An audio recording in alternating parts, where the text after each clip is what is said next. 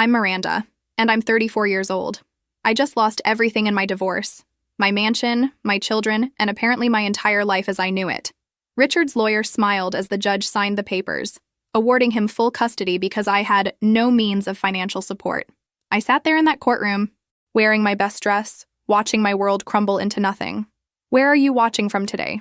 Drop your location in the comments below and hit that like and subscribe button if you've ever felt completely powerless in your own life. You'll definitely want to stick around for what happened next. 10 years. 10 years I gave that man everything while he built his empire. I managed our household, raised our children, organized his business dinners, and somehow convinced myself I was building something alongside him. What a fool I'd been. The prenup I'd signed at 24 came back to haunt me like a ghost I'd forgotten existed. Mrs. Hartwell, Judge Morrison's voice cut through my shock. Given your lack of employment history and current financial situation, the court finds it in the children's best interest to remain with their father. Emma's face flashed in my mind. My 8-year-old daughter who still needed me to braid her hair every morning. Tyler, my 6-year-old son who had nightmares and only I could calm him down. Your Honor? I started to speak, but my attorney touched my arm, silencing me. The decision was final. Richard had painted me as an unemployable housewife who contributed nothing to our marriage except spending his money. Never mind that I had an economics degree. Never mind that I'd sacrificed my career to support his. Walking out of that courthouse felt like walking through a cemetery. Everything I'd been for the past decade was buried in that room. The other wives in our social circle would whisper about me now. Poor Miranda, they'd say. She really should have seen this coming. But none of them would offer help. That's not how our world worked. Richard was already loading the children into his BMW when I reached the parking lot. Emma pressed her face against the window, tears streaming down her cheeks. Tyler didn't even look at me. At 6, he probably didn't understand why Mommy couldn't come home anymore. I mouthed, "I love you," to Emma through the glass, but Richard pulled away before she could respond. Standing alone in that parking lot, clutching the keys to my Honda, the only thing Richard couldn't take because it was in my name from before our marriage, I realized I had exactly one place to go. The old country house my mother had left me 3 years ago. I'd never even spent a night there. It was supposed to be our weekend getaway project, but Richard always found excuses to avoid visiting the run-down shack in the middle of nowhere. The drive took 2 hours through winding mountain roads I barely remembered. When I finally pulled into the overgrown driveway, my heart sank even further. The Victorian farmhouse looked worse than I'd remembered. Paint peeling, shutters hanging crooked, and weeds growing through the porch boards. This was supposed to be my fresh start, this abandoned relic of my childhood, but it was mine. Richard's name was nowhere on the deed. For the first time in months, I owned something he couldn't touch. I grabbed my single suitcase from the back seat, pathetic how little I'd managed to salvage from my former life, and approached the front door. The key still worked, thank God. Inside smelled like dust and memories. Mom's furniture remained covered in white sheets like ghosts of happier times. The electricity worked, barely, and the water ran brown for several minutes before clearing. I stood in what used to be Mom's kitchen, overwhelmed by the magnitude of starting over at 34 with nothing but a broken-down house and $1,200 in my checking account. That first night, I cried myself to sleep on Mom's old couch, wrapped in a quilt she'd made before I was born. But when morning came, something had shifted inside me. Maybe it was the silence, no Richard criticizing my coffee, no kids fighting over toys, no schedule demanding my constant attention. For the first time in years, I could think clearly. I had 2 choices. Collapse under the weight of everything I'd lost, or figure out how to build something new. As I watched the sunrise through Mom's lace curtains, I chose to fight. I just had no idea how much my mother had already prepared me for this battle. The next morning, I woke up with a plan. Well, the beginning of a plan anyway. First priority, make this house livable. Second priority, find a job. Third priority, prove to that judge I could provide a stable home for my children. Simple enough, right? I'd obviously never tried rebuilding a life from scratch before. I started with the basics. The ancient furnace wheezed to life after some creative encouragement involving a hammer and several prayers to the heating gods. The kitchen faucet leaked, but YouTube videos taught me enough plumbing to make it functional. Cleaning supplies from the dollar store in town became my weapons of choice against years of neglect. 3 days into my new life as a domestic warrior, Mrs. Henderson from next door appeared at my kitchen window. "Thought you might be hungry," she said, holding a casserole dish that smelled like heaven. "Your mother used to love my tuna noodle casserole." We sat at Mom's small kitchen table while I tried not to devour the entire dish in record time. "She was proud of you, you know?" Mrs. Henderson said quietly. Always talking about your college degree, how smart you were with numbers and such. Said you got that from her side of the family. I haven't used my degree in over 10 years, I admitted, stirring my food to avoid eye contact. Richard said I was more valuable at home. Mrs. Henderson's expression hardened. Your mother never liked that boy. Said he was the type to take credit for other people's sunshine. The accuracy of that statement hit me like a physical blow. How had Mom seen in minutes what I'd missed for years? After she left, I found myself thinking about Mom's comment regarding my economics degree. I'd graduated summa cum laude, landed a job at a respected financial planning firm, and had real career prospects before Richard convinced me that marriage meant choosing between family and career. The children need their mother, he'd said. We can afford for you to stay home. What he really meant was that he needed a full-time staff member who worked for free. That afternoon, I drove into town to explore job opportunities. The results were predictably depressing. Most positions required recent experience I didn't have. The few that might consider me paid barely enough to cover gas money, let alone prove financial stability to a family court judge. You might try the bank, suggested Carol at the town's only employment office. They're looking for someone part-time, but it's not much money. Not much money was still more than no money, so I walked the 3 blocks to Mountain View Community Bank. The manager, a woman about my age named Patricia Walsh, looked skeptical when I explained my situation. 10 years out of the workforce is a long time, she said, reviewing my hastily printed resume. And honestly, we need someone who can start immediately and work flexible hours. I can do both, I said, probably sounding more desperate than confident. I learn quickly and I need this job. Something in my tone must have resonated because she studied me more carefully. Tell me about your economics background, she said. What did you focus on in school? For the next 20 minutes, we discussed market analysis, investment principles, and financial planning strategies. I surprised myself by remembering more than I'd expected. My brain might have been dormant for a decade, but the knowledge was still there, waiting. I'll give you a trial period, Patricia finally said.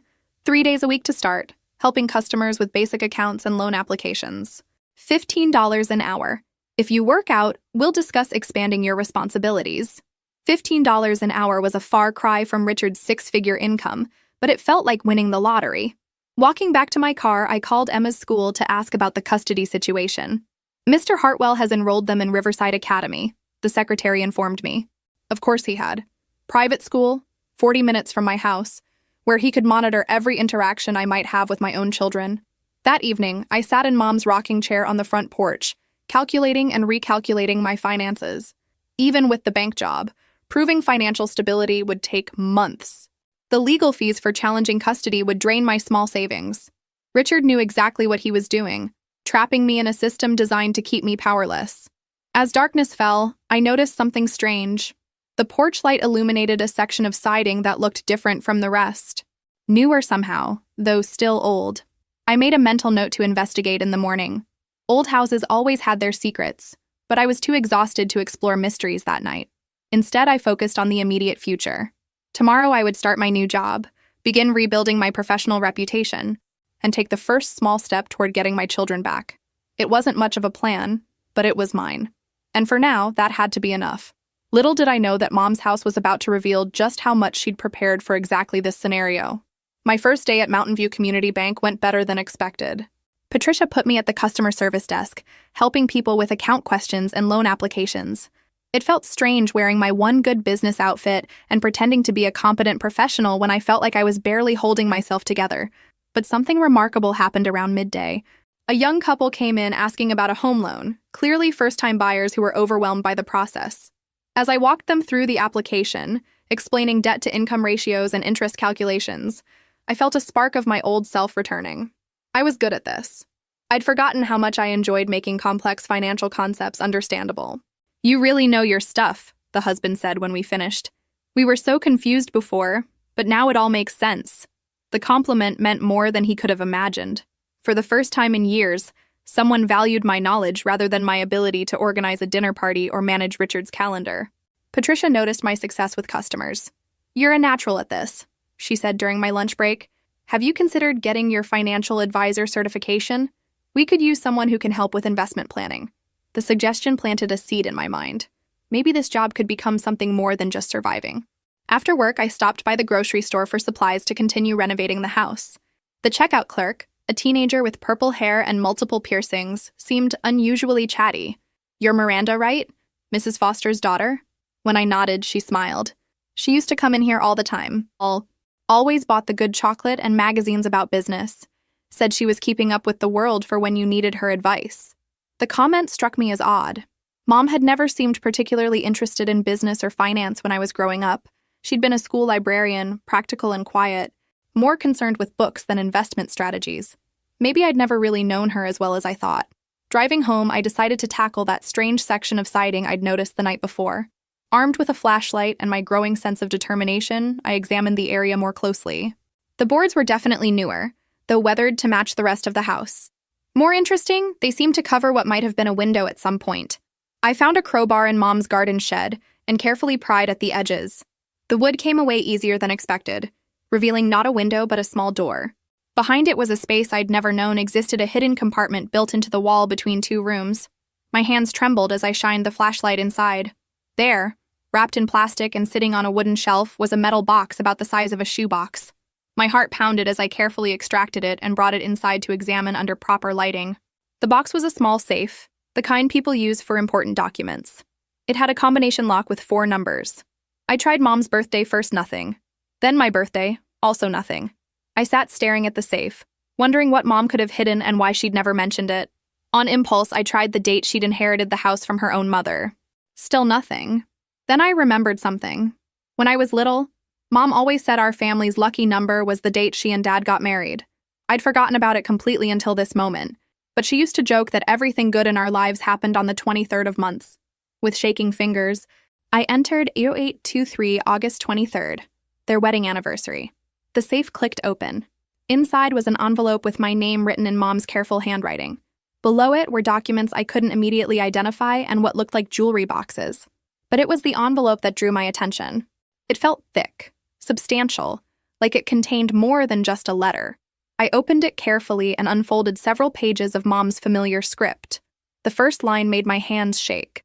"My dearest Miranda, if you're reading this, then you've found your way home and discovered what I've been saving for you all these years." I stopped reading and looked around the quiet house. What had Mom been saving? And how had she known I would need it? Outside, the mountain wind whistled through the trees, and I felt like I was about to discover that everything I thought I knew about my mother was wrong. Have you ever discovered something about a family member that completely changed how you understood your relationship with them? Share your stories in the comments below. My hands trembled as I continued reading Mom's letter by the light of her old table lamp. "Miranda, I need you to understand something about our family that I never felt you were ready to hear. Your father and I weren't just librarians and teachers like you believed. Before you were born, we built something together. Something I've been protecting for you your entire life." I set the letter down, trying to process what she was telling me. Mom and Dad had always seemed so ordinary, so predictable. Dad died when I was 15, and I'd always thought of him as just a high school history teacher who loved books and fishing. Your father was brilliant with investments. He started small, using his teacher's salary to buy stocks and bonds that everyone else overlooked. I helped him research companies, analyze their potential, and we gradually built a portfolio that grew beyond our wildest dreams. But we lived simply, deliberately. We wanted you to understand the value of hard work and education, not grow up entitled because of money you didn't earn. The letter continued for 2 pages, explaining how they'd hidden their wealth, living modestly while their investments multiplied. They'd set up trusts, purchased properties under different names, and carefully documented everything for the day I might need it. But why hadn't they told me? We watched you fall in love with Richard and saw how he tried to control you. Your father wanted to intervene, but I convinced him to wait. I hoped you would find your strength on your own, when you didn't. When you gave up your career to serve his ambitions, I knew we needed a different plan. If something happened to us, if you ever found yourself alone and powerless, you would need resources he couldn't touch or even know about. My mother had been playing chess while I was playing checkers. She'd seen through Richard's charm 15 years before I did and prepared for the exact situation I now faced. The woman I'd thought of as a simple small-town librarian had been secretly building my escape route for decades. I looked at the documents beneath the letter: stock certificates, bond records, bank account information for institutions I'd never heard of. The numbers were staggering, even accounting for changes in value over the years. Mom had left me assets worth well over $2 million. But there was more. Beneath the financial documents were jewelry boxes containing pieces I'd never seen Mom wear. Diamond earrings, pearl necklaces, a watch that looked suspiciously expensive. And beneath those, an insurance policy with my name as beneficiary. The payout amount made my breath catch. $3.7 million. The last item in the safe was a key attached to a business card for a bank in the county seat, 40 minutes away. Written in Mom's handwriting was, Safety Deposit Box 247. Everything else is there. I spent the rest of the evening reviewing every document, trying to understand the scope of what Mom had built.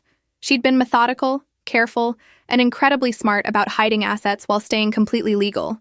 Every investment was documented, every transaction recorded, every tax return filed properly. Around midnight, I found myself laughing through tears at the sheer audacity of it all. While Richard had been congratulating himself on building his business empire, my supposedly simple mother had been quietly assembling an empire of her own, and she'd done it all to make sure I would never be trapped or powerless. But the most incredible part was yet to come. At the bottom of the letter, Mom had written, Miranda, I know you think your economics degree was wasted, but it wasn't. You have the knowledge to manage these assets, grow them, and build the life you deserve. Your father always said you had his mind for numbers and my patience for long-term planning. It's time to prove him right. The next morning, I called Patricia to request a personal day. I need to handle some family business, I explained, which was technically true. Then I drove to County National Bank with the key and Mom's identification documents. The safety deposit box contained even more surprises. Additional stock certificates, real estate deeds for properties I'd never known existed, and detailed instructions Mom had written for converting liquid assets into working capital. She'd even included business plans for 3 different investment strategies, depending on my comfort level with risk. But the real shock came when I reviewed the property deeds. Mom owned 4 rental properties in the valley, a small office building in town, and had mineral rights on over 300 acres of mountain land. The rental income alone would have supported a comfortable lifestyle. She'd been quietly collecting wealth for 30 years while everyone, including me, thought she was just getting by on a teacher's pension. Sitting in the bank's private room, surrounded by evidence of my mother's secret financial genius, I felt something shift inside me. The helpless, defeated woman who'd left that courthouse a week ago was gone. In her place was someone with resources, knowledge, and for the first time in years, real power. Richard had no idea what was coming. And after what he'd put me through, after taking my children and trying to leave me with nothing, I was going to enjoy every minute of showing him exactly who Miranda Foster really was. The transformation didn't happen overnight, but it began the moment I walked out of that bank. I spent the next 3 days reviewing every document, every investment, every piece of the financial puzzle Mom had left me. She hadn't just saved money, she'd built a sophisticated portfolio that any professional investor would respect. My first priority was liquidating enough assets to establish immediate financial stability.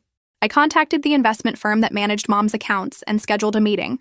The advisor, a man named Thomas Parker, treated me with the respect that comes with having a substantial portfolio, rather than the condescension I'd grown accustomed to as Richard's unemployed ex-wife.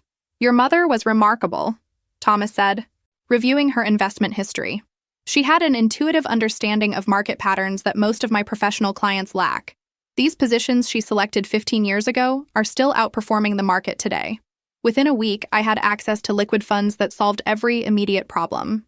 I paid off the tiny mortgage remaining on the country house, upgraded the electrical and plumbing, and hired contractors to make it truly livable. More importantly, I established new bank accounts that Richard's lawyers could never access or even discover. But money was only part of the equation. I needed to rebuild my professional credentials and establish my independence in ways that would impress a family court judge. The part-time bank job had been a good start, but I was capable of much more. I called my old supervisor from the financial planning firm where I'd worked before marriage. Miranda Foster, he said, sounding surprised. I heard you got married and moved away. How have you been? When I explained my situation carefully, omitting the details about my newfound wealth, he was sympathetic and practical. The industry has changed a lot in 10 years, he admitted. But your foundation is solid. Have you considered getting certified as a financial advisor? There's good demand for independent planners, especially in rural areas where the big firms don't have offices. He connected me with a certification program that could be completed online in 6 months. With my economics background and Mom's detailed records to study, I felt confident about tackling the coursework.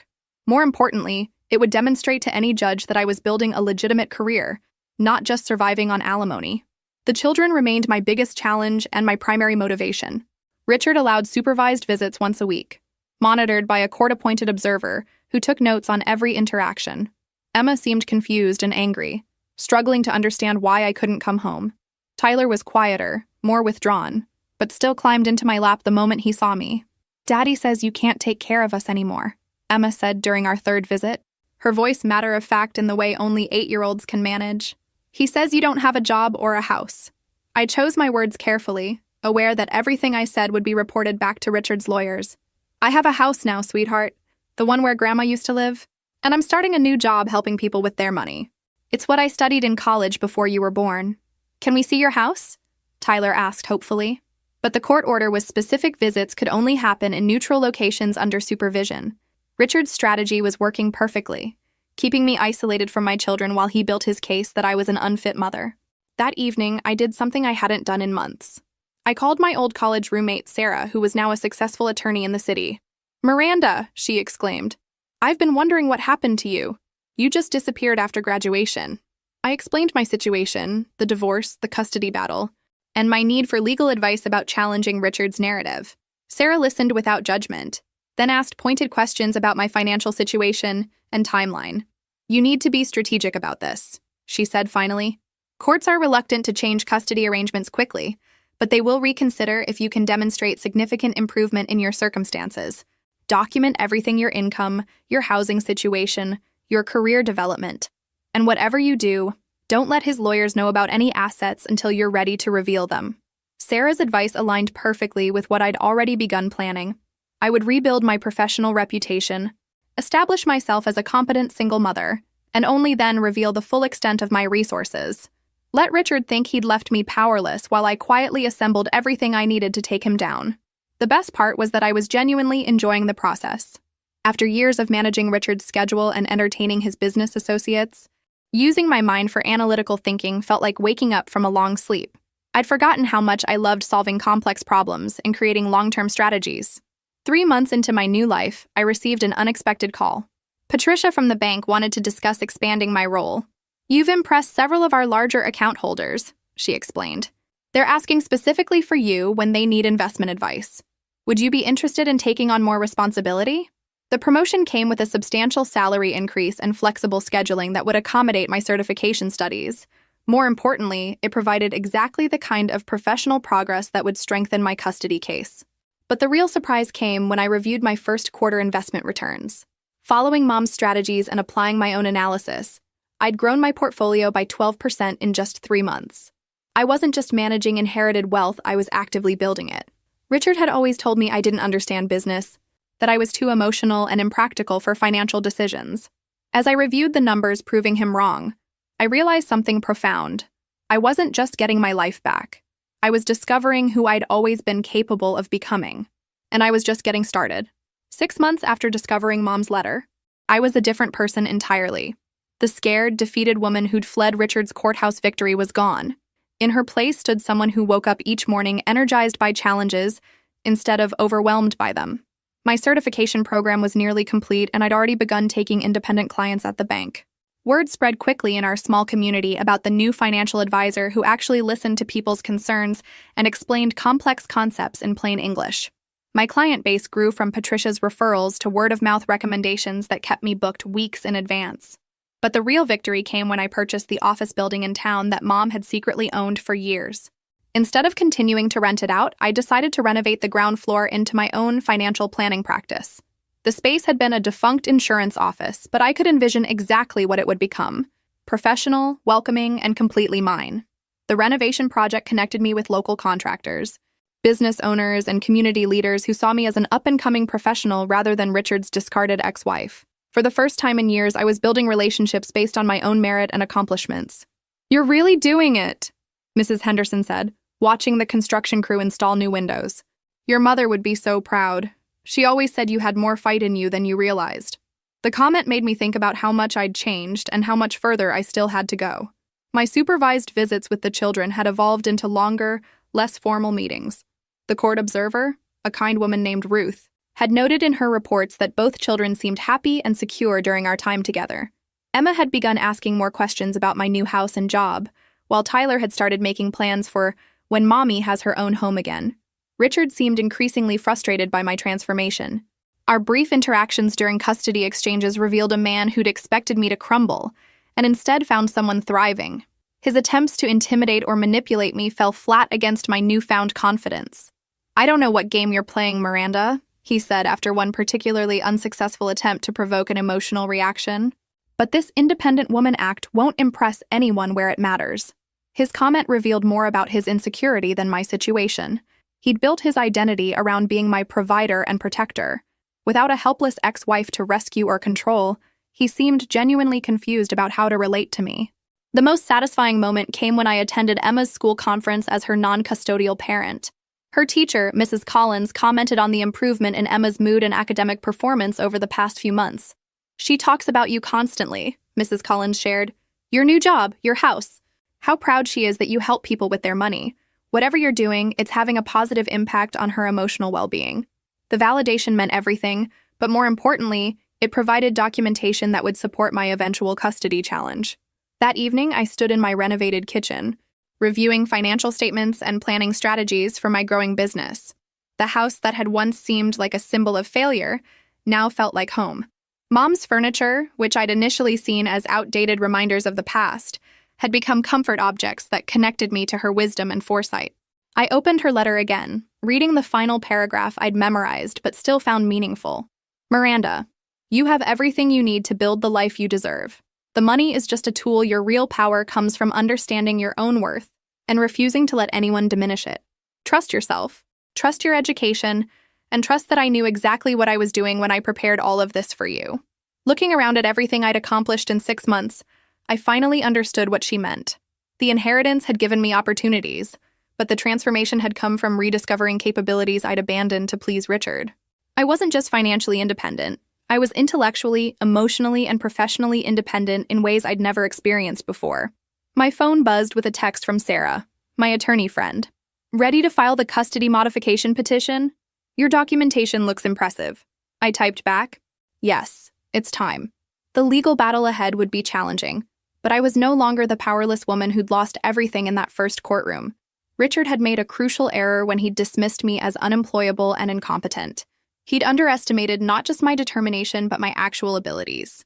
Soon he would discover that the mouse he'd been toying with had grown into something much more formidable. As I prepared for bed in the house that was truly mine, surrounded by evidence of the life I'd built from nothing, I felt a deep satisfaction that had nothing to do with revenge and everything to do with justice. My children deserved a mother who knew her own worth. And finally, they were going to get one. Tomorrow, I would make the call that would change everything. But tonight, I was simply grateful to Mom for seeing what I couldn't see and preparing for what I couldn't imagine. The real battle was about to begin, but I'd already won the war that mattered most, the one against my own doubt. The custody modification hearing was scheduled for a Tuesday morning in November, exactly 1 year after Richard had destroyed my life in the same courthouse. This time, I walked through those doors wearing a tailored navy suit I'd purchased with my own money, carrying a briefcase full of documentation that told a very different story than the one Richard expected. Sarah met me in the hallway, looking confident and sharp in her attorney mode. "Are you ready for this?" she asked, reviewing her notes one final time. "Remember, stay calm no matter what his lawyers try to pull. Your transformation speaks for itself, but your composure will seal the deal." Richard sat across the courtroom with his high-priced legal team, looking every bit the successful businessman in his expensive suit. But something was different about his demeanor. Gone was the smug confidence he'd displayed during our divorce proceedings. In its place was a tension I'd never seen before, like a man who suspected the game had changed but didn't understand the new rules. Judge Morrison, the same judge who'd awarded Richard custody a year ago, reviewed our case files with careful attention. "Mrs. Hartwell," he began, "I see you've requested a modification of the custody arrangement based on substantial changes in circumstances. Please present your evidence." Sarah stood and began methodically presenting my case. Employment history showing consistent advancement at the bank, client testimonials praising my financial advisory services, documentation of my completed certification and growing independent practice, bank statements proving stable, substantial income, photos and inspection reports of my renovated home, complete with separate bedrooms for each child. But the real bombshell came when Sarah presented my investment portfolio statements. "Your Honor," Mrs. Hartwell has not only achieved financial stability, she has demonstrated exceptional financial acumen. Her investment returns over the past year place her in the top percentile of professional money managers. I watched Richard's face as the numbers were read aloud. His expression shifted from confusion to shock to something approaching panic. He'd spent a year believing I was struggling to survive on my part-time bank salary. The reality of my financial position was clearly devastating to his narrative. His lead attorney, Marcus Webb, requested a brief recess to confer with his client. Through the conference room's glass door, I could see Richard gesticulating frantically while his lawyers tried to calm him down. When they returned, Webb's strategy was predictably desperate. "Your Honor," Webb began, "we question the source of these alleged assets. Mrs. Hartwell had no financial resources at the time of the divorce. Where did this money come from?" Sarah was ready for this line of attack. She presented Mom's death certificate, the inheritance documentation, and proof that every asset had been legally transferred and properly reported to tax authorities. "Mrs. Hartwell inherited these assets from her late mother," Sarah explained calmly. "Every transaction has been documented and verified by certified public accountants. There is nothing suspicious or hidden about these funds." Webb tried a different angle. "Even if these assets are legitimate, sudden wealth doesn't qualify someone to be a primary parent. Mr. Hartwell has provided stable, consistent care for the children for over a year." That's when I asked permission to address the court directly. Judge Morrison nodded, and I stood, feeling calmer than I had any right to feel in such a crucial moment. "Your Honor, a year ago I was a different person. I had allowed my marriage to define me so completely that I lost sight of my own capabilities. The divorce, as painful as it was, forced me to rediscover who I am and what I'm capable of achieving." I looked directly at Richard as I continued. "I'm not asking for custody because I inherited money. I'm asking for custody because I've proven I can build a stable, independent life that serves my children's best interests. I've rebuilt my career, established financial security, and created a home where Emma and Tyler can thrive." Judge Morrison asked pointed questions about my work schedule, childcare arrangements, and long-term financial planning. I answered each one confidently, drawing on months of preparation and genuine expertise I'd developed through my practice. But the most powerful testimony came from an unexpected source. Ruth, the court-appointed supervisor, had been subpoenaed to testify about her observations during my visits with the children. "Over the past year, I've observed significant positive changes in both children during their time with their mother," Ruth testified. "Mrs. Hartwell has demonstrated patience, emotional stability, and genuine engagement with Emma and Tyler's needs. The children consistently express happiness about their visits and frequently mention their excitement about spending more time at their mother's house." Richard's team tried to discredit Ruth's observations, but her professional credentials and detailed documentation made their attacks ineffective. When Webb suggested that my financial success was somehow suspicious or temporary, Judge Morrison cut him off. "Counselor, Mrs. Hartwell has presented comprehensive evidence of career advancement, professional certification, stable housing, and substantial financial resources. Unless you have specific evidence of wrongdoing, your client's custody arrangement is not permanent, simply because it was the original decision."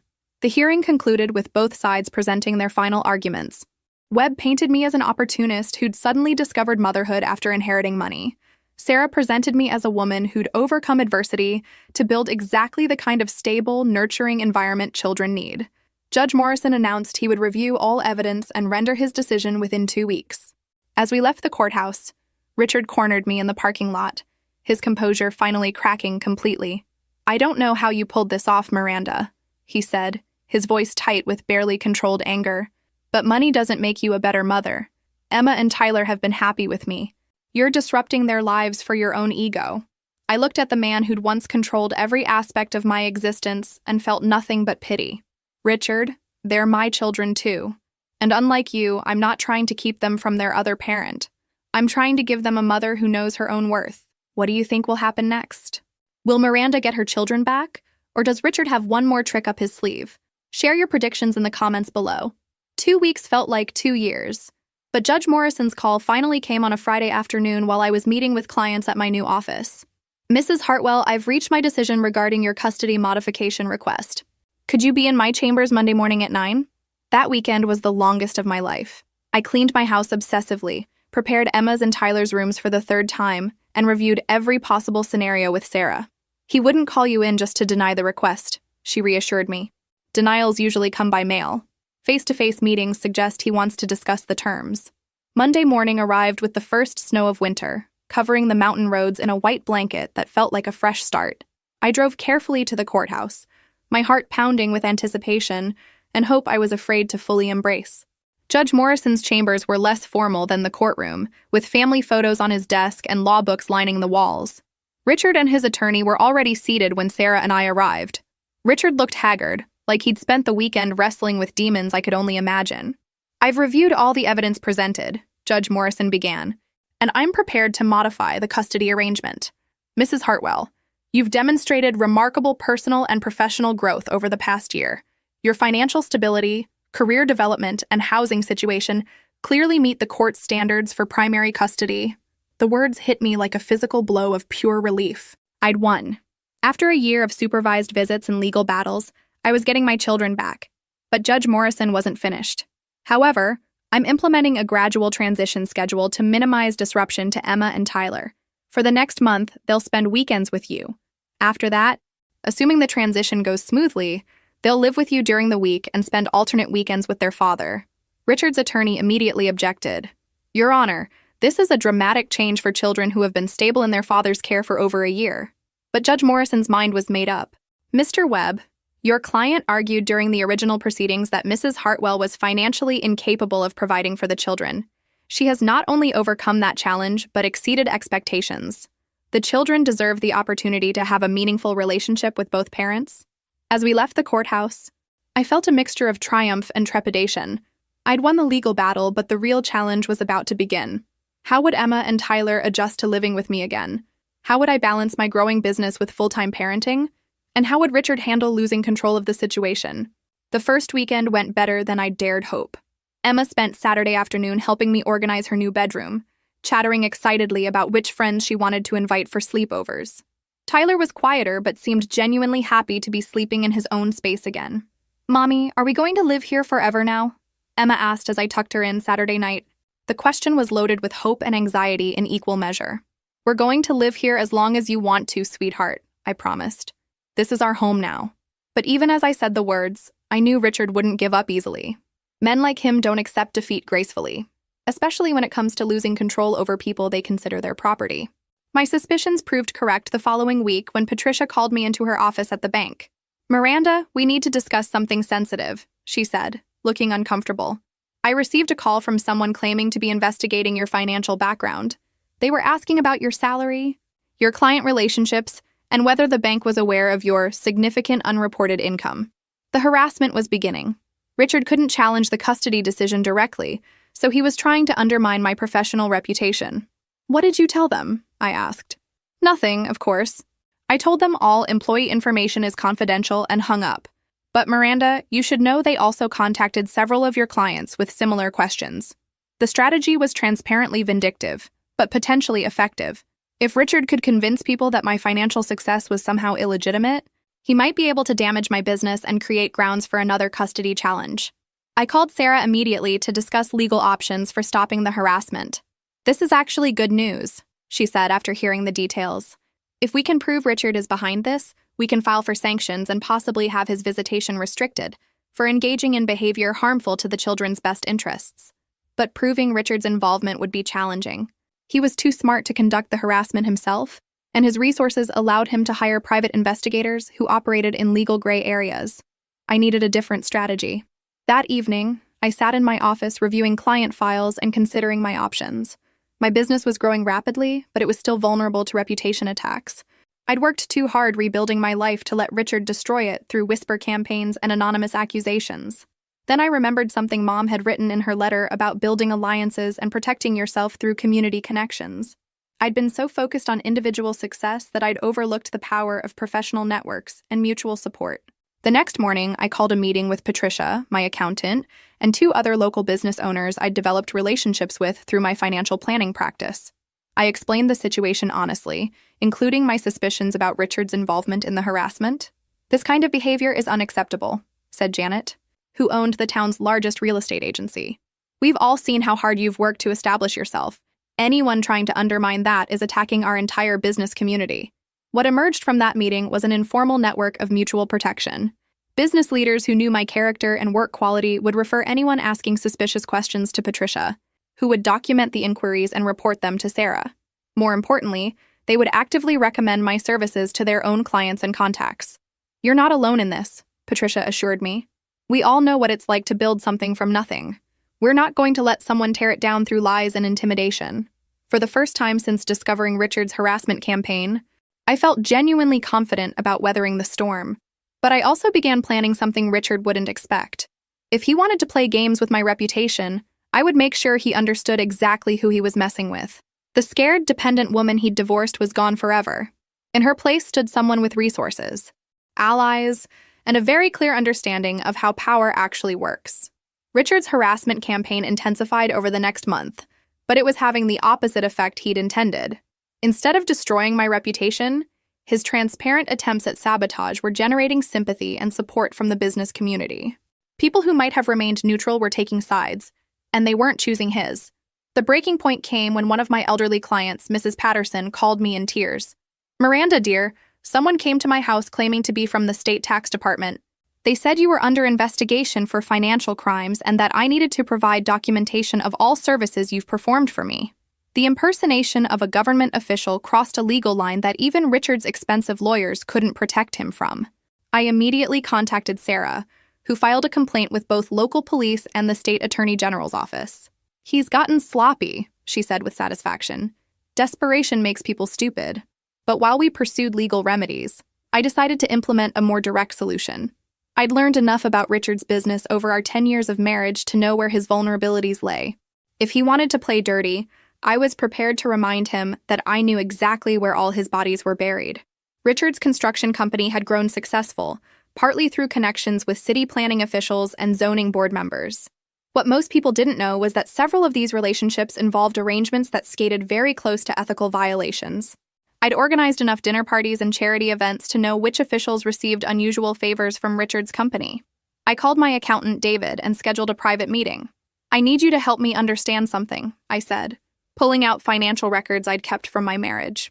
"Look at these charitable donations Richard made during our marriage. Do any of them seem unusual to you?" David reviewed the documents with the thoroughness that made him such a valuable professional ally. "These donations to the Municipal Development Fund are interesting," he said. "That's not a registered charity.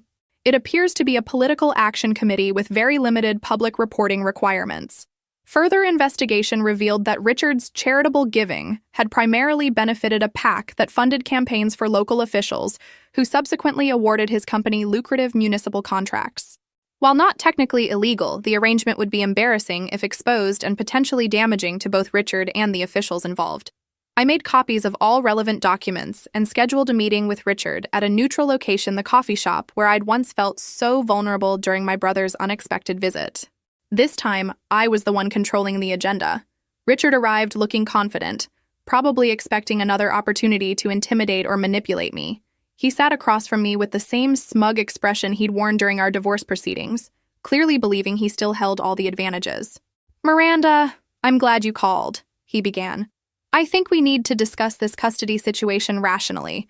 The children are confused by all these changes, and I'm concerned about the influence of your sudden wealth on their values." I smiled and opened my briefcase, removing a folder of documents. "Richard, I want to discuss something else entirely. I've been reviewing our old tax returns, and I found some interesting patterns in your charitable giving." His expression shifted from confidence to confusion as I laid out photocopies of donation records, PAC reports, and contract awards. I watched understanding dawn on his face as he realized what I'd discovered and how damaging it could be if made public.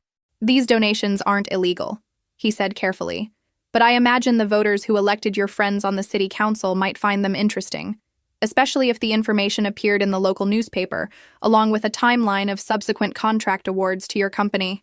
Richard's face paled as he understood the implications. His business reputation, political connections, and financial success all depended on maintaining relationships that couldn't survive public scrutiny of their ethical foundations. "What do you want?" he asked, his voice tight with barely controlled anger. "I want you to stop harassing my clients and employees. I want you to cease all attempts to investigate or undermine my business, and I want you to accept that our custody arrangement is final and non-negotiable." I leaned forward, maintaining steady eye contact. "In return, these documents remain private, And your political friends never learn that their relationship with you has been documented. The silence stretched between us for several long moments. Richard was realizing that the powerless ex-wife he'd dismissed had become someone capable of destroying everything he'd built. The role reversal was so complete it was almost amusing. "You've changed, Miranda," he said finally, his voice carrying a mixture of respect and resentment. "Yes, I have," I agreed. "I've learned to value myself and protect what matters to me, including my children and my business." He stood to leave, then paused at the door. "You know, I actually preferred you when you were weak and dependent." "I know you did, Richard. That was always the problem." After he left, I sat in the coffee shop for another hour, processing what had just happened. I'd successfully neutralized Richard's harassment campaign and established clear boundaries he wouldn't dare cross. But more importantly, I'd proven to myself that I could stand up to the man who'd once controlled every aspect of my life. The scared woman who'd lost everything in divorce court was truly gone forever.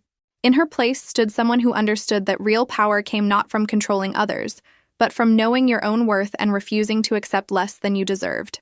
The children's transition to living with me full-time went more smoothly than I'd dared hope. Emma threw herself into decorating her room and making new friends in our neighborhood, while Tyler gradually came out of his shell and began talking about school, friends, and the future with enthusiasm I hadn't seen in months. But the real test came 6 weeks into our new arrangement when Tyler had a nightmare and called for me instead of asking for his father. I found him sitting up in bed, tears streaming down his face, reaching for comfort he now trusted I would provide. "I dreamed that Daddy took us away again, and we couldn't find you," he whispered as I held him close. The fear in his voice broke my heart, but it also confirmed that my children felt secure in our home in ways they hadn't experienced during the past year. "That's not going to happen, sweetheart," I promised. "This is our home, and nobody can take you away from me anymore." As I sat with Tyler until he fell back asleep, I realized that winning custody had been just the beginning. The real victory was creating an environment where my children felt safe, valued, and free to be themselves. My business continued to flourish beyond anything I'd imagined possible when I'd started working part-time at the bank. Word of mouth brought new clients weekly, and I'd hired 2 part-time assistants to help manage the growing workload. The office building I'd inherited from Mom was fully renovated and housed not just my practice, but a small accounting firm and a legal aid clinic that served our rural community. But success brought new challenges. Several larger financial firms from the city had approached me about acquisition offers, and I'd received inquiries about franchising my business model. The attention was flattering, but also overwhelming for someone who'd been rebuilding her life just 2 years earlier. "You've created something special here," said Margaret Chen, a representative from Regional Financial Partners who'd driven up from the city to meet with me. "Your client retention rate and satisfaction scores are exceptional. We'd love to discuss bringing your operation under our umbrella." The offer was substantial enough to provide financial security for Emma, Tyler, and myself for life. But something about the conversation felt wrong, like surrendering control just when I'd finally learned to use it effectively. That evening, I called Mom's former financial advisor, Thomas Parker, to discuss the situation. "Miranda, acquisition offers are compliments, but they're also challenges," he said thoughtfully. "The question isn't whether you can make money by selling. The question is whether selling serves your long-term goals and values." I spent the weekend considering what I really wanted to achieve. Financial security was important, but I already had that through Mom's inheritance and my own growing wealth. Professional recognition was gratifying, but I'd proven my competence to everyone who mattered. What I'd discovered I valued most was independence, the ability to make decisions based on what was right for my clients, my children, and myself, rather than corporate expectations or shareholder demands. Monday morning, I called Margaret Chen and politely declined her acquisition offer. "I appreciate the opportunity, but I've built something here that serves my community in ways that might not survive corporate restructuring. I'm not ready to give up that control." Her response surprised me. "I respect that decision, Miranda. But if you ever change your mind, or if you'd be interested in consulting with our rural development division, please stay in touch. You've figured out something that a lot of big firms are struggling with." The conversation made me realize that my success hadn't gone unnoticed in professional circles I'd never imagined accessing. I was no longer just a local financial advisor. I was someone whose methods and results were attracting attention from industry leaders. But the most satisfying recognition came from an unexpected source. Emma's teacher, Mrs. Collins, requested a conference to discuss my daughter's progress. "Emma has shown remarkable improvement in confidence and academic performance since moving in with you full-time," she said. "But more importantly, she talks about you with such pride. She tells everyone that her mom helps people with their money and owns her own business. Hearing that my professional success was contributing to my daughter's self-esteem, rather than detracting from our relationship, felt like the ultimate validation. I'd spent years believing Richard's narrative that career ambition and good mothering were incompatible. Emma's pride in my accomplishments proved how wrong that assumption had been. That evening, as I helped Tyler with homework while Emma practiced piano, I felt a deep contentment that had nothing to do with financial success or professional recognition. I'd built a life that honored all aspects of who I was: mother, businesswoman, daughter, and community member. But the most profound realization came when Emma asked me about college planning during dinner. "Mom, when I go to college, will you help me pick classes like Grandma did for you?" The question revealed that my daughter saw education and career success as normal, expected parts of life rather than privileges she might have to sacrifice for family responsibilities. I'd broken a cycle that had constrained women in my family for generations. Emma would grow up assuming she could be both successful professionally and devoted to family, because she'd seen it lived out in our daily life. That night, I sat in Mom's old chair on the front porch, watching snow fall on the mountain and reflecting on how completely my life had transformed. 2 years earlier, I'd been powerless, financially dependent, and convinced I had nothing valuable to offer the world. Now I owned a thriving business, a beautiful home, and most importantly, I'd raised my children to believe in their own potential. Mom had been right about everything. The inheritance had given me opportunities, but the real transformation had come from rediscovering my own capabilities and refusing to accept anyone else's limitations on my potential. Spring brought unexpected complications that tested everything I'd built over the past 2 years. It started with a phone call from Richard's attorney requesting a meeting to discuss new developments in the custody situation. My stomach dropped, but I'd learned to trust my strength rather than give in to panic. Sarah accompanied me to Marcus Webb's office, where Richard sat looking more confident than I'd seen him since losing custody. "Miranda, we need to discuss Emma and Tyler's living arrangements," Webb began. "My client has concerns about the stability of your current situation." Richard leaned forward, clearly eager to deliver whatever bombshell he'd prepared. "I know about your business problems, Miranda. Several clients have complained about your investment advice, and I've heard your office lease is in jeopardy. The children deserve better than instability." I looked at Sarah, confused. My business was thriving. My clients were satisfied, and I owned the building housing my office.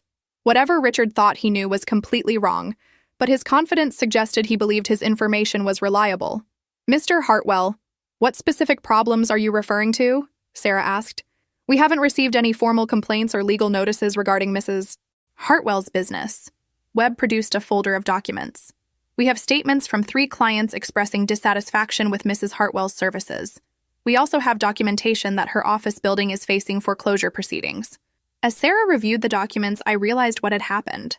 Someone had provided Richard with false information, probably the same private investigator who'd been harassing my clients months earlier. The client complaints were fabricated, and the foreclosure notices were for a completely different property with a similar address. "These documents appear to contain significant inaccuracies," Sarah said after careful review. "The property address doesn't match Mrs. Hartwell's building, and these alleged client statements would need to be verified through proper legal channels." Richard's confidence wavered as he realized his information was flawed, but he pressed forward anyway. "Even if these specific issues are incorrect, Miranda's lifestyle isn't sustainable. She's living beyond her means, and when her luck runs out, my children will suffer." That's when I decided to end Richard's delusions once and for all. I asked Sarah to request a private conference room where I could show them documentation that would settle the matter permanently. In the conference room, I opened my briefcase and removed current financial statements, showing my investment portfolio, business revenue, and property holdings. The numbers were staggering. My net worth had grown to over $4 million through careful management of Mom's inheritance and reinvestment of my business profits. "Richard, you've been operating under some serious misconceptions about my financial situation," I said, watching his face as he processed the numbers. "This isn't luck or temporary success. This is the result of education, planning, and hard work."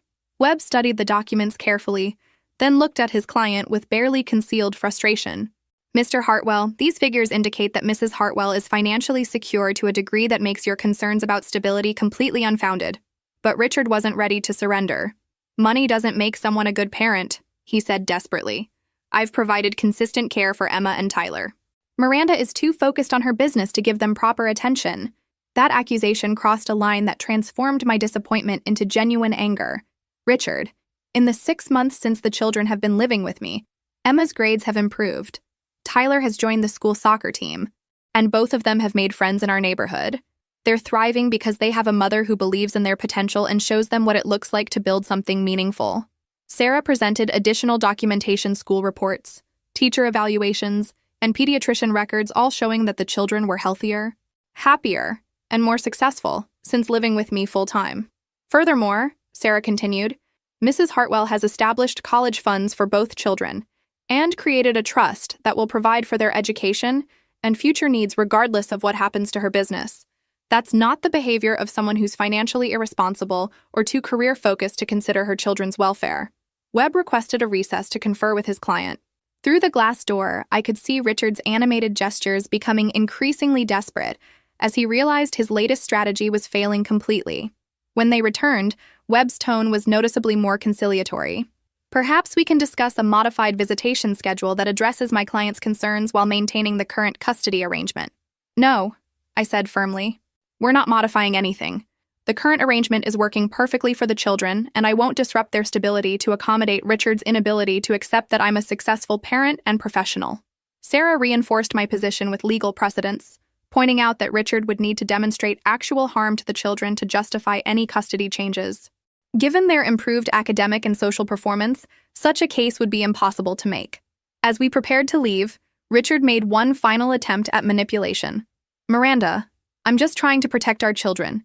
You've changed so much that I barely recognize you anymore. I stopped at the door and looked at him directly. You're right, Richard, I have changed. I've become the person I was always capable of being before I let you convince me I was worth less than I am. Our children are better off because of that change, whether you can accept it or not. Walking out of that office, I felt a profound sense of closure. Richard's attempts to undermine my custody, my business, and my confidence had failed completely. More importantly, I demonstrated to myself that I could face his challenges without fear or doubt about my own worth. The scared, dependent woman who'd lost everything in divorce court was truly gone forever.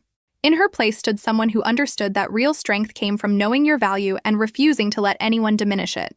And my children were learning that lesson by watching me live it every day. 1 year later, I stood in the conference room of my expanded office building, looking out at a view that never failed to inspire me. The business had grown beyond anything I'd imagined possible: 12 employees, offices in 3 towns, and a client base that included some of the most successful individuals and businesses in our region. But the real measure of success wasn't in the financial statements or professional accolades. It was in the sound of Emma practicing violin in the next room after school while Tyler worked on homework at the desk I'd set up for him in my office. They'd both adapted beautifully to spending afternoons at my workplace, treating it as an extension of our home rather than an intrusion on our family time. Mom, Mrs. Patterson wants to know if you can help her grandson with college planning, Emma called from the reception area where she was helping organize client files. At 10 years old, she understood my business well enough to field simple questions and take detailed messages. The integration of my professional and personal life had happened naturally, creating a model of working motherhood that I wished I'd seen during my own childhood. My children were learning that meaningful work was a source of satisfaction and contribution, rather than a burden that competed with family relationships. My phone buzzed with a text from Sarah. Federal court just ruled on the Patterson case. Your testimony was cited in the decision. Congratulations on changing employment law in 3 states. The message referred to a discrimination case where I'd testified as an expert witness about the financial impact of forcing women to choose between career and family. The ruling would make it easier for other women to challenge workplace policies that punished motherhood. But perhaps the most satisfying recognition had come from an unexpected source. The State University's business school had invited me to teach a graduate course in family financial planning, acknowledging my expertise in helping clients navigate the intersection of personal and professional goals. Professor Miranda, as Emma teasingly called me, would begin teaching in the fall while maintaining my practice and client relationships. The opportunity represented everything I'd fought for: professional respect, financial independence, and the ability to shape future generations of financial advisors. Richard had faded into the background of our lives, maintaining his scheduled visitation with the children, but no longer attempting to control or manipulate our arrangements. His business had struggled after several city council members lost re-election campaigns, weakening the political connections that had fueled his success. Meanwhile, my reputation for ethical practices and genuine client service had made my firm the preferred choice for anyone seeking financial guidance in our region. The children saw their father regularly and maintained a relationship with him, but they'd grown secure in the knowledge that their primary home was with me. Emma had started talking about studying business in college, like Mom did, while Tyler showed an aptitude for mathematics that reminded me of my own childhood fascination with numbers and patterns. That evening, as we sat around the dinner table sharing highlights from our day, Tyler asked a question that revealed how completely our lives had transformed. "Mom, why did Daddy used to say you couldn't work? You're really good at your job." The innocent question from my 8-year-old son captured the absurdity of everything I'd once accepted as truth. Richard's narrative about my incompetence and unsuitability for professional life had been so thoroughly disproven that even a child could see through its false premises. "Some people believe that taking care of a family means you can't do other important work too," I explained carefully. "But I've learned that being good at one thing often makes you better at other things. Taking care of you and Emma taught me skills I use in my business every day." After the children went to bed, I sat in Mom's old chair, now positioned in my home office, and reread the letter that had changed everything. Her words about trusting my education, understanding my worth, and building something true to myself had proven prophetic in ways I couldn't have imagined. But the most profound truth was one I'd discovered for myself. Real security didn't come from having money or professional success, though both were valuable. Real security came from knowing I could create value, solve problems, and build relationships based on mutual respect rather than dependency or control. I opened my laptop and began writing what would become my first article for the Harvard Business Review, "Beyond the Glass Ceiling: How Personal Transformation Drives Professional Innovation." The piece would discuss how my experience rebuilding my life had led to new approaches in financial planning that better served clients facing major life transitions. As I wrote, I realized that my story wasn't really about divorce, custody battles, or even financial success. It was about discovering that the woman Richard had dismissed as unemployable and incompetent had always possessed the capabilities to build something meaningful and lasting. Mom had seen it. Mrs. Henderson had seen it. Even Patricia at the bank had seen it from our first conversation. The only person who hadn't seen it was me, trapped as I was in a narrative that defined my worth through someone else's achievements and approval. But narratives can be rewritten, and lives can be rebuilt. Sometimes it takes losing everything to discover what you're actually capable of creating. In my case, losing the life I thought I wanted had led me to build the life I was meant to live. The clock struck midnight as I finished the article, marking another day in a life that belonged entirely to me. Tomorrow would bring new challenges, new opportunities, and new chances to prove that the best revenge isn't getting even. It's becoming the person you were always meant to be. And as I turned off the lights and headed upstairs to check on my sleeping children, I felt nothing but gratitude for the journey that had brought me home to myself. If this story resonated with you, make sure to like and subscribe for more stories about overcoming adversity and discovering your own strength. Remember, you have more power than you know. Sometimes you just need the right circumstances to reveal it.